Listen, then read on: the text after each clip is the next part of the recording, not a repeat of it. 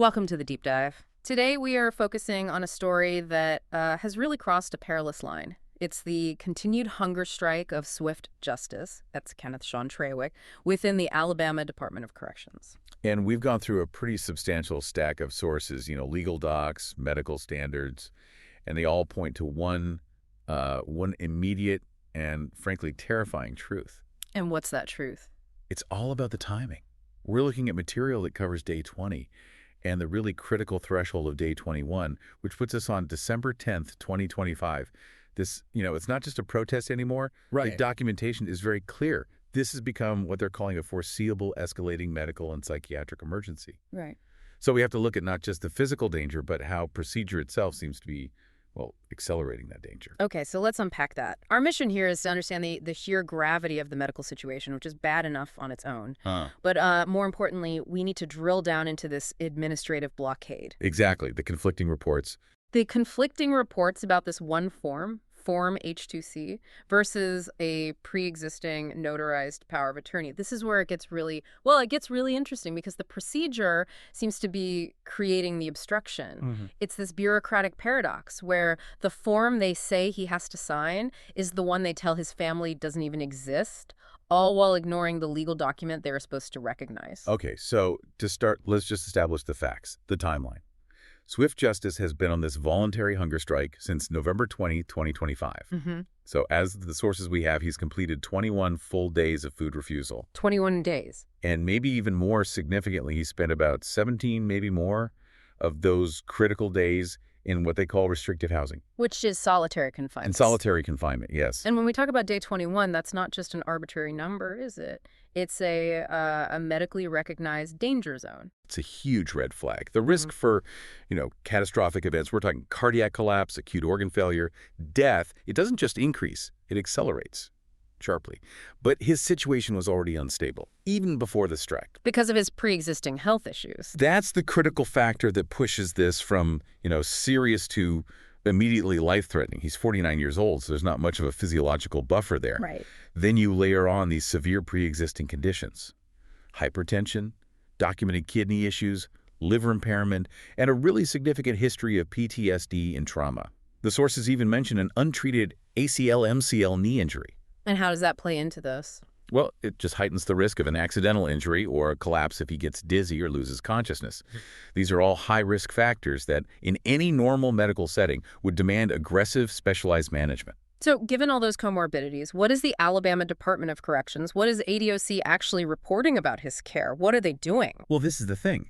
The only verified communication ADOC has given the family is that he, and I'm quoting here, is monitored daily and vitals are taken.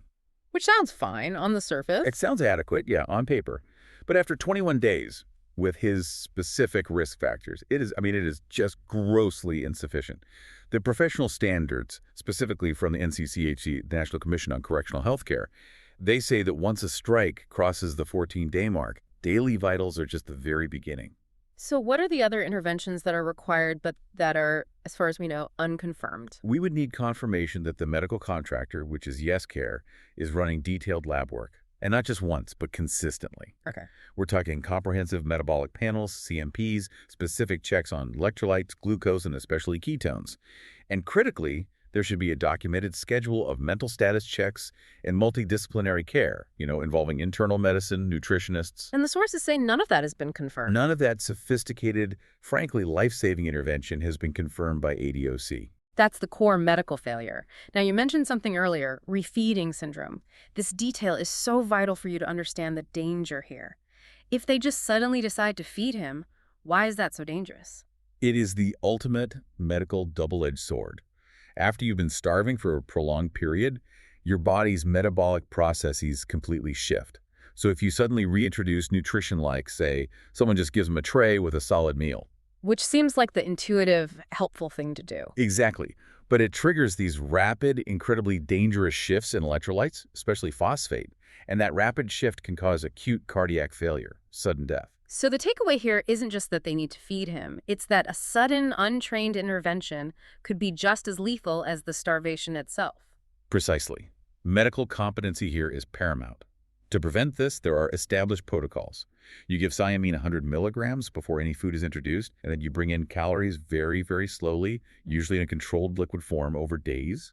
And what's terrifying is that the sources say that neither ADOC nor YesCare has offered any sign that they're even aware of this standard, let alone prepared to follow it. That's the fear. Okay, so beyond the immediate physical threat, we need to talk about where he's actually being held. Because when you combine starvation with extreme isolation, that creates its own unique and predictable mental crisis. It's this double jeopardy. Let's pivot to that. Starvation combined with prolonged segregation. And the isolation here is reportedly extreme. The source material notes that officers have been instructed not to speak to him, even when they present his daily food or water. Wow. Only very select personnel are even allowed near his cell. This creates a level of social and sensory deprivation that is just profoundly heightened. That sounds punitive. It sounds designed to break someone, not to de-escalate or negotiate. It's completely counterproductive. And it flies in the face of all accepted standards. The American Psychiatric Association, the APA, and the American Correctional Association, the ACA, they both recommend avoiding segregation when you're managing a hunger strike. Especially for someone with his history. Especially for someone with known mental health needs, like his PTSD. Isolation doesn't help someone recover or negotiate in good faith. It destabilizes them. And this is where the legal context in Alabama becomes so important. We've seen this specific failure before, haven't we? We have. The sources cite the 2017 ruling in Braggs v. Dunn, and that ruling specifically found that ADOC's mental health care system, particularly for segregated inmates, was constitutionally deficient. So what does that old case mean for what's happening right now? It means ADOC is legally on notice. They already know that isolating inmates with mental health needs is a constitutional failure. So to repeat that failure now with a man who is actively starving, that's not ignorance. It's recklessness. It's recklessness. And it absolutely guarantees what the documentation calls a predictable and preventable psychiatric crisis. So his body is failing. His mind is being intentionally taxed by isolation, and yet his family is completely locked out. Which brings us to the core of this procedural mess. If his life is in imminent danger, why can't his wife, who has legal authority, get a single, meaningful medical update? This is where the policy failure becomes just staggering. This whole procedural conflict is the heart of the crisis right now. Yeah.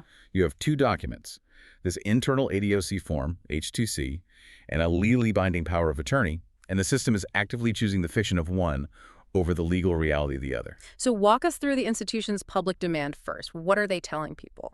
Okay, so ADOC told a reporter that before his wife, Elizabeth Ann Traywick, can get any medical info, Swift Justice has to personally sign Form H2C. It's a medical information release form. And on the surface, that sounds like standard procedure, I pay, privacy, all that. It sounds like regulatory compliance. But when you look at the details, it becomes impossible. What are those details? What's the first point of obstruction? Obstruction point 1 is just access. He's in solitary. Reports say he hasn't been given a pen, he hasn't been given the form itself, and he's cut off from the channels he would need to even request and submit it. So he's being required to sign a document they are physically preventing him from accessing. It's a procedural impossibility. A classic catch-22. That's bureaucratic absurdity being used as a tool of obstruction. It is, and it gets exponentially worse from there. Obstruction point 2, the sources revealed that he had already completed an H2C form. He did it previously, naming his wife as the recipient. So there was already one on file? Yes. But when his wife inquired about this existing completed document, an ADOC representative told her, and this is another quote, that such a form does not exist, and that ADOC does not recognize any form like this. Okay, wait. Let me be perfectly clear for anyone listening. The very same form they are publicly demanding he sign under life-threatening circumstances is the one their own staff is telling his wife doesn't even exist. Exactly. The contradiction is so stark, it strongly suggests that the demand for the H2C isn't a real requirement for releasing info. It's a calculated excuse to withhold communication and, limit their legal exposure. And this brings us to the most powerful tool the family has, the power of attorney, the POA. How does this legally trump ADOC's internal paperwork? The POA is a durable, notarized legal instrument.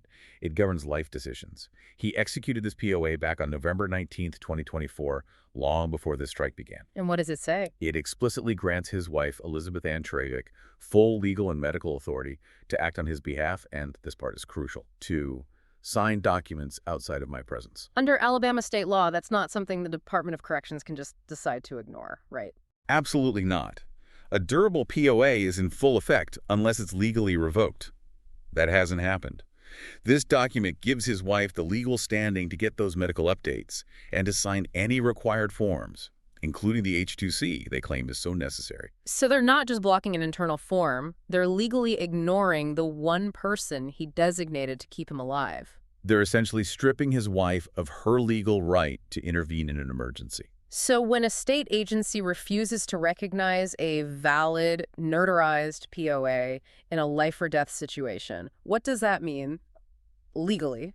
The documentation frames this refusal as a pattern that is consistent with deliberate indifference and procedural obstruction. And you have to connect this back to federal precedent, like the case Hope v. Pelzer. And what did that case establish? It set the standard that once an agency is officially put on notice that a person faces a serious risk of harm, which a 21-day hunger strike with comorbidities absolutely is doing nothing or actively obstructing intervention, is legally the same as punishment under the Eighth Amendment. So refusing to honor a lawful representative has serious constitutional implications. Very serious.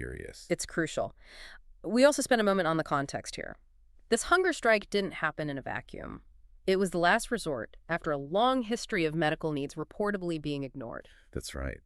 The sources list these specific chronic examples of prior neglect and retaliation that led to this point. We're talking about critical quality of life needs being systematically denied. Like what? Well, he was denied an MRI for a suspected ACL-MCL knee tear. He was denied essential sensory equipment. Denied, or was it actively taken away? Reportedly both. He was denied new eyeglasses after his were damaged, and the sources state his hearing aid was destroyed by a response team during a previous incident, and they refused to replace it. So this isn't about minor comforts. This is a pattern. It's a pattern of profound denial of necessary care, and then, he alleges, retaliation, which is what he's now protesting. So given this incredibly high-stakes situation, what are the specific demands? What is he requesting to end this crisis? There are four, and they're highly specific. First is the cessation of retaliation and excessive force. That includes expunging disciplinary actions he's received since he got to Bullock Correctional Facility. Okay. Second, he's demanding an immediate transfer from Bullock. This is because of perceived safety risks involving staff members he feels are connected to those prior issues. And the last two demands, they seem to focus more on institutional accountability. Exactly. Third is accountability and investigation. He's asking for a review, internal or independent, of staff conduct, and he specifically names Bullock officers Bowen, Glover, and Smith. So he's trying to restore some sense of safety and trust. Right. And fourth, he wants a meeting with Commissioner John Hamm. And importantly, the demand says that one meeting has to be scheduled after he's regained full cognitive function post-refeed. Acknowledging that right now, in his starved state, he can't fully participate in a meaningful conversation. Yes. It's a very practical, forward-looking demand. So what does all of this mean for you as you're processing this? We've just reviewed a medically high-risk situation hitting that critical 21-day point, and this crisis is being compounded by what looks like a procedural merry-go-round, one designed to obstruct transparency by actively ignoring a lawful representative in favor of a forum they claim doesn't exist. And you have to see the documentation we analyzed as a very deliberate formal notice. It's directed at ADOC, at YesCare, and crucially at the U.S. Department of Justice Civil Rights Division. It's putting them on the record. Is putting them on the record that the refusal to provide medical evaluation, the refusal to communicate, the refusal to honor a valid POA, it's a formalized failure to act. The sources are framing this behavior as meeting the legal definition of deliberate indifference under long-established constitutional law. It clarifies that this isn't a mistake of procedure. It's a choice to prioritize bureaucracy over human life. It certainly clarifies the high-stakes environment they're operating in. So here's a final thought for you to explore. Given all the detailed medical and legal standards laid out by the NCCHC, the APA, and previous court findings, if a correctional agency is legally on notice about its duty to prevent harm, what specific practical measure should be the very first step they take when a hunger strike crosses that 14-day high-risk threshold, just to prove they're prioritizing safety over procedure? Should it be to immediately honor the POA, or should it be to initiate that highly specialized ReFeeding Syndrome protocol? Something for you to mull over as you process the gravity of this situation.